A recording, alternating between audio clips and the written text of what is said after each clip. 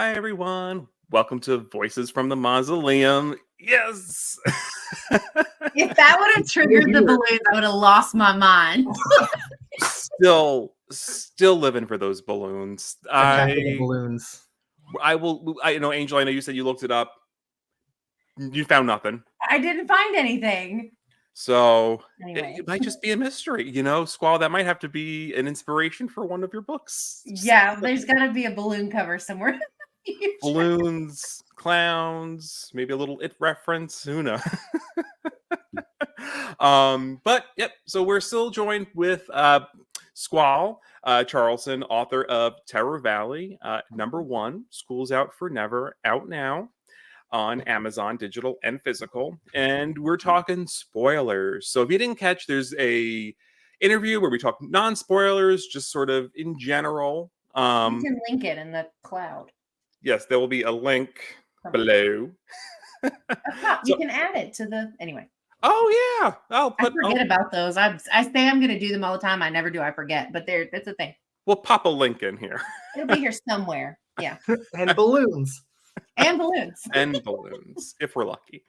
But yeah, so I really wanted to dive in and talk about sort of just generally the ending and sort of like what this story made Angel and I feel. Because it definitely left like a real impact on us. Angel, I don't know if you want to kind of start us off. Yeah, I'm going to read you the message that I sent when I got to this specific part. Because I was reading it and I read, like I said in the interview, I read half and then I read the second half. So this is what I messaged when I was done with it. I messaged Squall this on Instagram. I said, I know we were going to chat for the channel, but I just finished this book and the ending legitimately, all capital letters, made me tear up. So good. Can't wait to talk about it. And I think when I texted Steve, I was like, not me being 35 crying over this book. I was not prepared to feel things like it was crazy. It gets to, so we're talking spoilers, so I have to remember that I'm allowed to say things now. When there's this speech that Coach G gives him. Coach G? Coach G, yep. Coach no one knows G. what the G stood for. Yeah. Except now you do. Well, we know and Freddie knows. But so there's that bit. It's like right there at the cusp of the ending where he gives him this speech about all of the people that have done this already and realizing kind of like, I think this is one of the things, like I was saying to Steve earlier before we started recording again, this is something I think is going to resonate with people who have different experiences. I don't think that this is just open for like one interpretation. I feel like, but this to me, when I went from elementary school, when I went from 5th grade to middle school, it was one of the starts of the biggest changes we experience as we're growing up. I mean, everything changes. We lose friends sometimes because of zoning. There's less, not less rules, but there's you're able to like make more decisions on your own. You're starting to become someone who can walk to classes and go to different classes and do all these things. But it's such an interesting thing that it made me feel because it's the start of all of the things that come after. Because, some people are very fortunate. They get to keep the same friends their whole life. And that's perfect. That was not my experience. After I got out of high school, actually all of my friends changed every school because I went to a different school than my friends every time I changed. But middle school was completely different. High school was completely different. And it's just the start of it. And all I could think when I'm reading what Coach G is telling Freddie about this experience, what he's feeling, what he needs to think about and how to look at it is how I wish I had the perspective being in 5th grade to think about things that way, because I was the same way, just ready to be done. And I think it was like so crazy to me that it still resonated with me because I could still relate to those experiences of like, this is the end of this part of your life. And now you're going into something that's completely different and it changes. And there's even these undertones that tie into this because there's moments where he's like upset about, like the things he's hearing his friends say about him. There's this whole crush thing going on. There's the bonding with the teachers and learning and connecting with them as human beings and not just, so much to unpack emotionally. And I didn't realize that I was that connected until I got to that speech and I was just like, oh no, what's happening to my I feelings? snuck it in. It's so good, and it's so like kind of like what I was saying, but when we did the interview part was like, it's one of those things where it's like, it doesn't, even though it's meant for a younger audience, it doesn't lose any of the depth of the messaging. And I've like, and like, I mean this when I say this. I wrote this in my review for the book for Goodreads. I need to post it on Amazon. I couldn't the night I read it because it wasn't live yet. So I need to post it on Amazon. But I said, I feel like this is like a must read for fifth graders. Like, I feel like if there is a kid in fifth grade, they absolutely need to read this to get into this headspace of like, you're like rushing to get to the next thing instead of really looking at like what's in front of you. And I don't know, it just resonated with me. It made me feel a lot of things I was not prepared. It's a universal message for sure. And like, it is. transitions Yeah. are hard. I mean, like, so for those that don't know, I mean, I think I probably mention this all the time on the channel. I'm a therapist as my day job, and like a big chunk of what I talk about with clients is life change and transitions and going from one stage to the next, especially when I work with like little ones and younger folk. And so my school district was a little weird. So our elementary school was like K through 6. And then like we had like a middle high school that was like 7 through 12. So sixth grade was that pivotal year for me. But like I remember a couple of things. So what Angel was saying was like when Freddie's talking about like his friends and like what they're saying about him, like it just took me. I had this like one specific memory in sixth grade where like a rumor kind of got out of control and people were saying crap about me and like things just like. Ooh, and it just like it brought me back to like that sixth grade Steve and of like feeling isolated and feeling like the world is like so out of control around me. And then like I don't know like what's up or down and what's next for me. And then I remember we also had like an end of sixth grade like dance party. And just I remember and of course they play that emotion that the graduation song. As we go on, and I'm remembering just like vitamin C. And I remember just having this like existential crisis as like a 12-year-old of like my life is over. And like it's so dramatic, but you know it is when you're that age, like that's your world. That's it. Right. And I think you capture that so well, Squall, is like this is your world. And it's like you're waiting for the next step and you're not taking time to appreciate what's in front of you. You're both rushing and trying to appreciate. It's like such a and you're going through puberty too, so forget that. Oh yeah, true. Yeah. I mean, with everything with Lauren and sort of like this girl that he wants to talk to and sort of that whole thing. So the interesting parallel that I loved is the art teacher. So Miss Blythe. So she looped too. Tell us a little more about like your choices for that character and sort of this like spiral that she was going down that paralleled his loop. Like what was sort of your inspiration for that? What were you kind of hoping to accomplish with those two characters? Yeah, I trusted her. Yeah. Damn you, Miss. I love my art teacher. Like what the heck? Yeah, art teachers are the best. Yeah. So they come at you with a knife. Yeah. Been there, don't want to go back. So basically what you both were saying, like I didn't set out with the idea of like this is the most integral transitional point in someone's life going from elementary to middle school, because I think back on mine now, like after finishing the book and going back over it, and I'm just like, my life sucked once I hit middle school. Like we had moved and my mom was so nice that she like kept bringing me to school for 4th and 5th grade across town, you know, but like we weren't going to do that for middle school. And I kind of wish I went to a different elementary school because I knew nobody there and it was hell. But putting that aside, I was just thinking, what could be the scariest? Well, what about last day before summer? Okay, if that keeps repeating, what about if it's your last day in elementary? Like you are so done, you are so ready to be out of there and over it. And I think a lot of that this book represents is different interpretations. Like Coach G, you know, showing all those photos at the end to Freddie, like those kids, those people made different, choices and Yeah. different sort of, things that they did with their time. And that's kind of what I hoped got across, was that Freddie thinks that, okay, maybe I just need to learn something. Maybe I just need to get through it. But I think really, to me personally, at the end, it's he's finally accepted that that time in his life is over, that he is ready to take on that next step. Yeah. And nothing can scare him out of that. Like, not even his art teacher coming at him with a knife. Yeah. And I think what this book also represents is a lot of like misrepresentation of people. Mhm. Yeah. And if you've ever like known somebody at one point in your life and then you meet them again, or them later after some time, like you realize that you maybe didn't know them at all. Like, look at his friends, like he had no idea who those people were.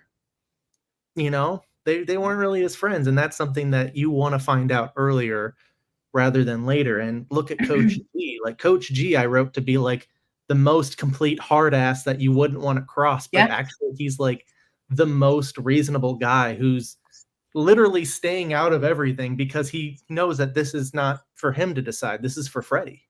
Hmm. But the thing that he doesn't realize is that other people have that gift too. Other people go Mhm. through that, and what some might, see as a gift, some might see as something that they can change. Others might realize that they don't want to change, that they don't want to get rid of that, and that they don't want to have to be, reminded of that. And that's kind of where Mrs. Blythe came from, was how do you take somebody that you put all the way up here and you don't know them, kind of the opposite of Coach G. Like you don't know him, you don't want to know him, but you do by the end. It's And the Mrs. opposite. Blythe, Yeah. you don't know her really as much as you do. She's taught you everything you know about art and everything, all year. And she turns out to be like this really scared, small person that, is willing to take the life of a child in order to escape this hell, and to avoid learning Yeah. a lesson, or to looking inversely on herself. And I just really like that ending of him having that moment with her, and it's the her that he remembers, but he'll never be able to look past that again. Like, it's kind of like his friends. He'll never be able to see them as he Mhm. once did, because he knows what levels they can go to and will. Yeah. I mean, it's Yeah. so well put. And I think especially with Miss Blythe, it was like sort of, it almost made me think of like the adults who sort of kind of get stuck in sort of Mhm, their childhood selves, or sort mhm. of the, Oh, yeah. Like the like high I'm almost, school, people that are like, "Oh, I remember Yeah. high oh, it's so good." yeah, like Yes. I was good back then, or so it kind of like it almost like kind of, yeah, it like signified a sort of like regression for me, Mhm. or this is how I was reading it. Yeah. And I think that's kind of like where Freddie's life might have been headed, is kind of getting into middle school and, like me, being like, "Man, I had it so much better in elementary school," and then by the time you're in high school, you're like, "Wow, I had it s," like, you're constantly looking backwards. Yeah. Literally, that's the whole process of this book, is looking at the same day backwards over and over again, instead of looking forwards. And the moment that you're able to, fully accept that, you're able to, continue. Yeah. Right, Yeah. right.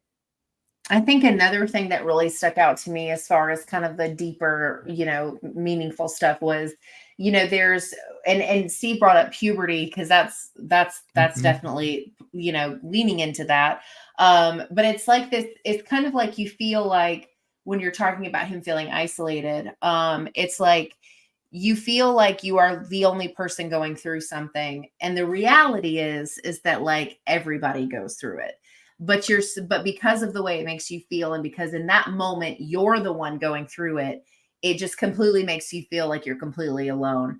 And I really liked, and I actually think, Squall, you said something about this when we talked in the other segment, about like the way that adults are to children sometimes, how they speak to mhm, them and how they treat them. And this is like, and I know like my parenting style is very, very new school, not old school at all. And I believe in speaking to my child like he's a human, he deserves respect, and I listen to his feelings, and I care about how mhm, he feels, and I prioritize that in our day-to-day life. I'm not perfect, but I try really hard. And so like I liked that we kind of got a mix of adults in this story, because the adults are all over the place as far as like the way that they are. And just and you kind of touched on this already with like thinking that they're one way because of how we perceive adults as children or younger versions of ourselves versus now. And it's like, I loved that we went from this sense of distrust with an adult to realizing that the adult we thought we couldn't trust, we could trust and was going to be there for us. And like I think one of the reasons that speech from Coach G was so meaningful and hit so hard for me is because he was the one that gave it. You know, if this had been the Miss Blythe that he remembered giving it, it wouldn't have had anywhere near the impact that it did, coming from the one that he was like, oh God, not him again. Like, you know, and I really loved it, because you went from watching this kid feel completely isolated and alone. He gets an ally who's not an ally. And then and obviously, you know, he gets to the bigger picture of what's going on, and he gets that moment with Coach G. But I just thought it hit so many different levels of things that I really loved, especially with the grown-ups that are in this, because I just like, I thought it was so well that they were like, I'm drawing a blank on the other teacher, the like meanie one. What was her name? It was the one at the beginning. She always makes fun of him. The one at the beginning.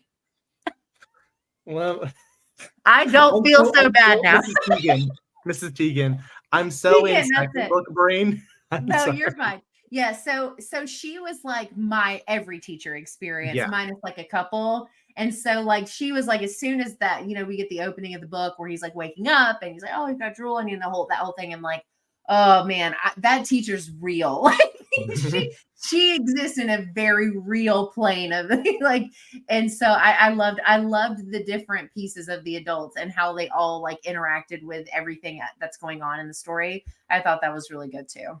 I try to pay special attention to how they interacted with each other too, because that's something that you know, working in schools as an adult, like you're kind of like privy to a lot more knowledge than I think what a lot of the kids understand is happening. Like, we had a horrible situation once where we thought that there was like a man with a gun that was out in our playground, and so we had a lockdown, and the adults that were like my bosses were like texting everybody at the school like, hey, you know, Squall's there and he can come into the classrooms and read a story for you guys to cheer everyone up. And it's like, no, ma'am, they're on lockdown. I'm literally out in the hallway. All the doors are locked, you know, and like you just see things in a whole different way. But like when you talk to them one-to-one, like it's so much different than how you perceive it as a kid, and just like how you understand everything that's going on in that world. What did can I ask something? What did you guys think when it got to closer to the end, when like Freddie was like, you know, betrayed by Miss Blythe, like having Coach come out of nowhere? Did you see that coming? Did you know, expect that or like that? No, I thought she was gonna. I loved it. I thought she was gonna be his like literal like his partner the rest of the time. I did not expect it to go well, because I know like we get this, you know, the scene when he's in the bathroom and he hears the thing outside, but he paints it, you know, because he's scared. He's painting it as like a monster, right? Like there's like something unhuman or inhuman. Rather, I thought it was going. I'm like, there's like a situation happening. I wasn't, and then he gets ran down in the hallway, or I didn't know. To answer your question, I really did like that, and I did not see it coming. Now, what about you, Steve? Yeah, no, totally well hidden twist. Awesome. Yeah, no, very. I was mad. Really wanted I was to like, pissed. I was like, let me find out an art teacher. Oh yeah. So this is what I was saying in the first segment, the first part of the interview was, you know, like, don't sell yourself short. Like there were some intense moments, certainly, like with her like coming at him with the knife. I mean, they're like, you know, behind like the stage, and like you're like, there's that. I was reading that so fast. Were you doing that, Steve? I was literally like my pace and my brain like picked up, because I was like, I need to know like what is. Well, it felt like a movie, and honestly, it was giving me almost like a little bit of like, it was like the moment in Carrie where you're waiting for the bucket to drop. Yeah. It was like, it had like that sort of like a build up. Tension. You want to know, you know what's going to happen, and you want to kind of get to it. Totally agree. Yeah. Ooh, that's awesome to hear. Wow. Yeah, I was mad. I was like, let me find out our teacher tried to stab my kid. I was that came as a parent though. I was What the hell? The twist that really threw me through the loop was the poison in the lunch. Oh yeah. Or like the different, ways that The she's trying to sign take out falling, or Freddy. the The sign, scoreboard. yes. Yeah. That caught me off guard too, because I was like, so now it's like a plot. Yeah. Right. I think you weave that in very smart. I agree. I do not think that was predictable at all. Because the story almost changes genres as it goes on, Mhm. right? Because you're starting off like this innocent Groundhog Day sort of moment, and then it's becoming something much more insidious. Is it like supernatural creature going? No, it's a We murder don't plot. A know. what? Yeah. It flips so many times, and it's like, and not in an arbitrary way at all. Like it feels so organic to the story. Awesome. Thank you. Yeah. Cool. I think one of the fun things, how many loopers in this story do you think are present? I'm gonna throw a Shoot. little fun thing out I here. thought, you know what? I thought about that actually, because we know that Miss Blythe was Yeah. We got the Freddy. coach. Freddie and G. Freddy. Who else? Because I didn't catch. I thought about it, but I couldn't like. I mean, like, was it like the cool teacher? No. No, Mr. Meyer. No. cafeteria lady. When we're done, I want you to read the last chapter again and see if anything stands out to you, because Oh, when I'm I so wrote down that, now. I had to revise it because I was like, Okay. how do I sequel bait it almost, Because Yeah. like Okay. the way I ended it is like he ends it, it's done. But then I was like, wait a minute, I'm gonna have him leave a note in his locker. So I had to go back to the beginning to put this in. This is like the 10th revision. I want him to put a note in his locker, and that note is actually him detailing everything that happened to him. And so if I do another story similar to this, You can the connect student it. that gets that locker will get that note, and that's going to help them try to figure out what's going on, but it's going to be different this time. But there's another thing I added with another character at the very end. Okay. I'm gonna go I back. was like, ooh, I'm going to put that in here because it makes it. I did not pick up on whatever it is. Oh, okay. We won't make it part of this spoiler talk because I'm gonna leave that up to the audience too. If you guys read the book, if you can tell who the fourth looper was. Ooh, I love that. I thought that was you bringing up the note. I thought that was a really sweet bookend. I liked it too. Just sort of like that, just being like him being so like, F it in the beginning to like, I'm going to like actually like, utilize this tool that feels so like silly and arbitrary that our teachers make us do to like, oh my God, but actually having some, yeah. And I think that's what's really nice about writing this and actually being able to finish this book is a lot of ways as an author, you do feel like you're Freddy. You do feel like you're revising over and over again, and you hardly feel like you're making any forward progress. And so when you get to the end of the book, you do have this just emotional overload of like, here's all the stuff I want to, put in it. And then you're like, wait a minute, I got to set the breadcrumbs earlier on. Like it's the old adage, if you see a shotgun over the mantelpiece in a movie, it has to go off by the last act. Yeah. Mm-hmm. Everything you show, everything you tell, it's got to be worth something. So easy, I get to go back and just put it right in. Yeah. Any couple of like favorite moments? I'm sure you love your whole book, but do you have any moments that are particularly like close to your heart that you put in this? I really like the end. Like it's wild because like, okay, so I knew how I do my writing process, and this is different for everybody, so don't take mine as like gospel, but like I obviously come up with like an idea or the title first. And Steve, me, like, I like to think about story and like the bigger picture and like, what does it all mean? What does it all end up as? And so I came up with this idea of like, okay, what if this boy is repeating the last day of school over and over again? And then I was like, here's the answer, And so I go and I blurb out, literally bullet point every single beat change. That's like a, storyboarding term, like where in your script, you have something that shifts the plot, back and forth. It's called a beat change. And what were those, changes? Because that's probably where I'm going to end my chapters.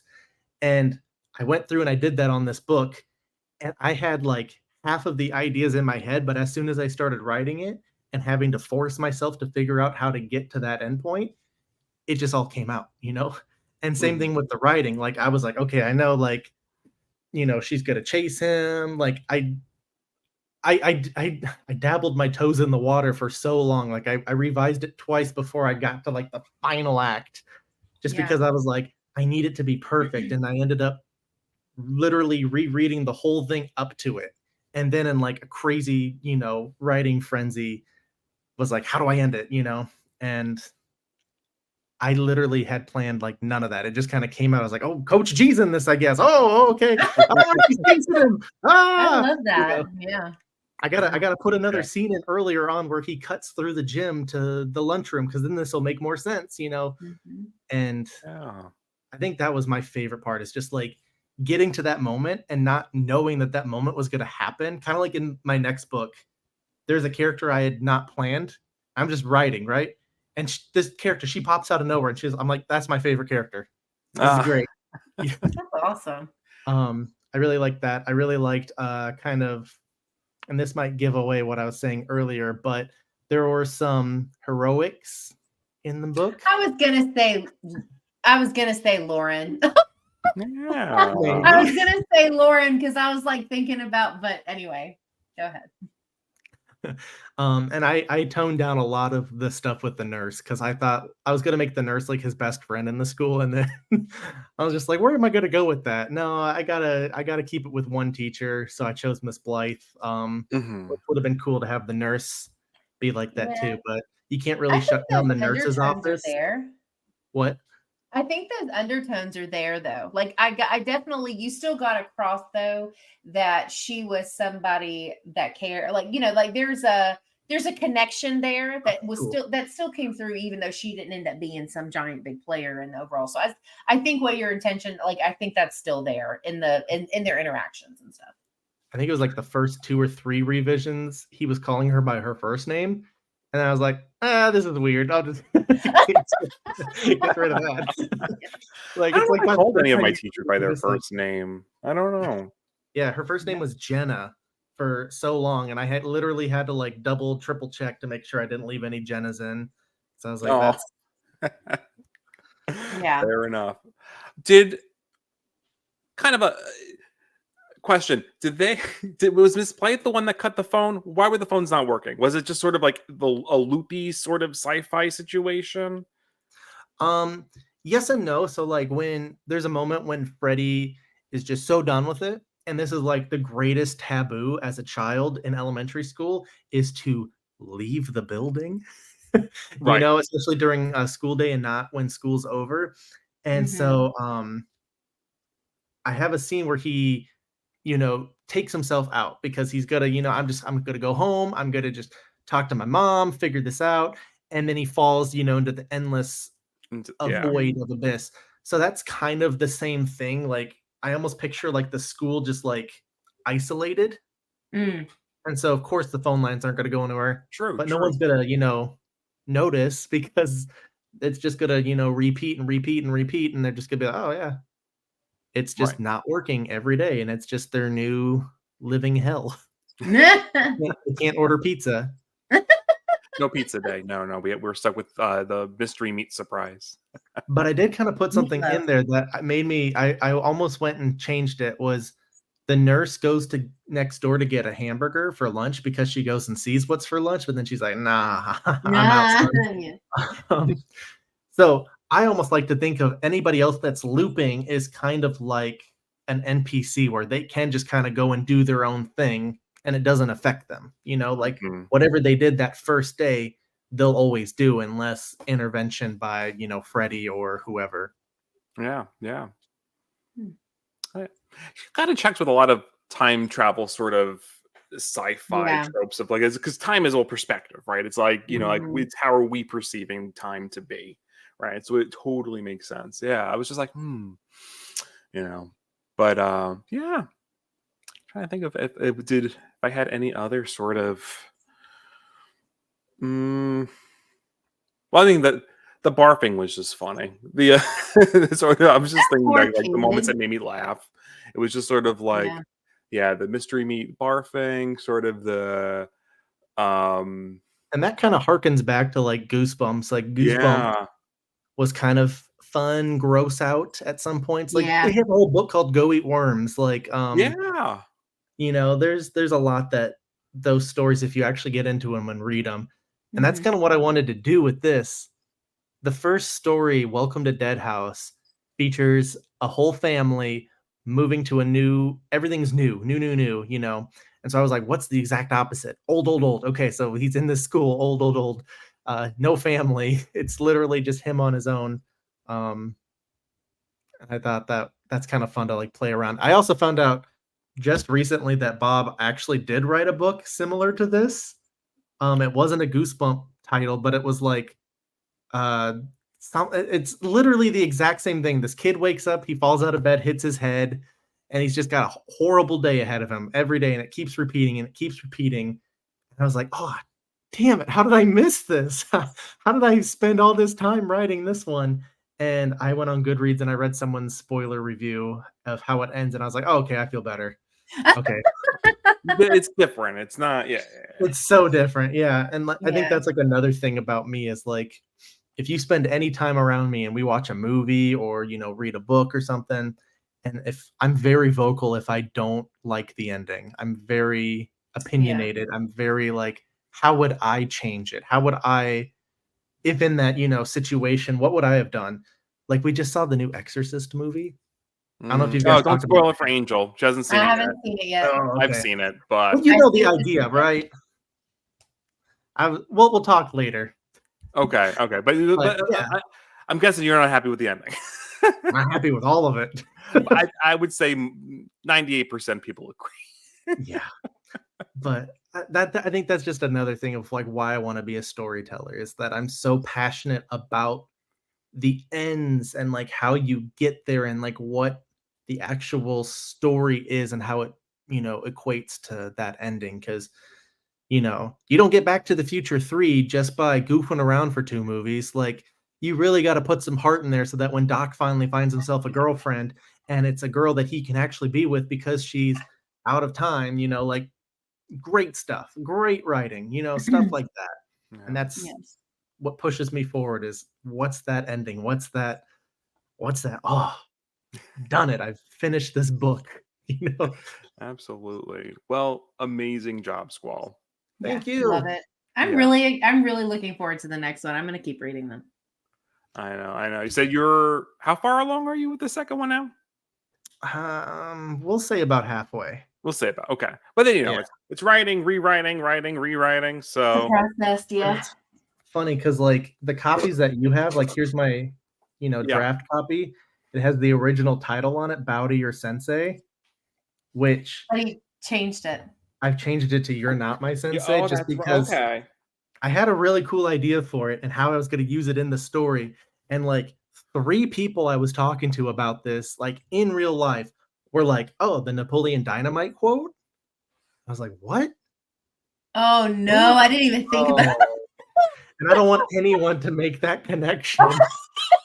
Fair enough. I was gonna say I can't say it's a whole rip off thing, but I guess if you don't want people to associate it with Napoleon Dynamite, then sure. It's Yeah. like, oh man, I had such a cool idea. How do I fix this?